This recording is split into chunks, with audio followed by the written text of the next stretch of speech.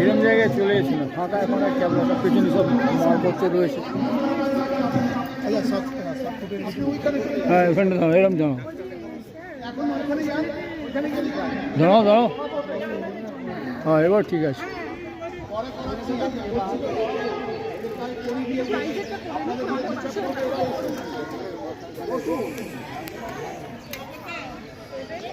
বলছেই না কত বছর বয়স? 46